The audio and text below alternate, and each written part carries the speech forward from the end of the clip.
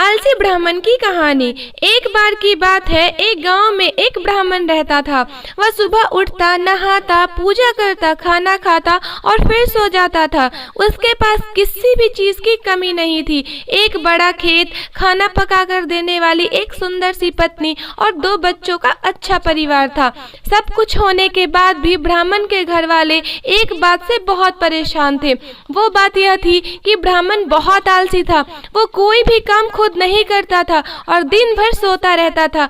एक दिन बच्चों का शोर सुनकर ब्राह्मण जाग गया और उसने देखा कि उसके दरवाजे पर एक साधु महाराज आए हैं। ब्राह्मण और उसकी पत्नी ने साधु महाराज का स्वागत किया और उन्हें भोजन कराया। भोजन के बाद ब्राह्मण ने साधु की खूब सेवा की। साधु महाराज उनकी सेवा से बहुत प्रसन्न हुए और उन्हें वरदान मांगने को कहा।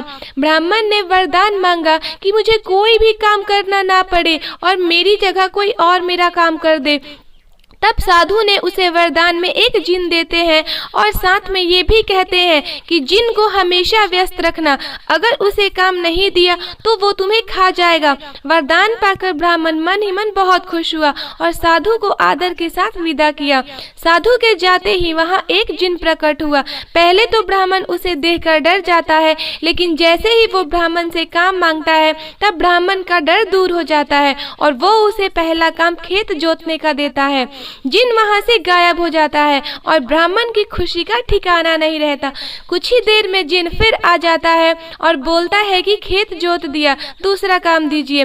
ब्राह्मण सोचता है कि इतना बड़ा खेत इसने इतनी जल्दी कैसे जोत दिया। ब्राह्मण इतना सोच ही रहा था कि जिन बोलता है कि जल्दी मुझे काम बताओ, नहीं तो मैं आपको खा जाऊंगा। ब्राह्मण डर जाता है और बोलता है कि जाकर खेतों में सिंचाई करो। जिन फिर वहां से गायब हो जाता है और थोड़ी ही देर में फिर आ जाता है। जिन आकर बोलता है कि खेतों की सिंचाई हो गई है, अब अगला काम बताइए।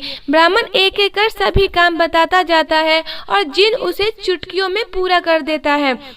ब्राह्मण की पत्नी यह सब देख रही थी और अपने पति के आलसीपन पर चिंता करने लगी। शाम होने से पहले ही जिन सभी काम कर देता था।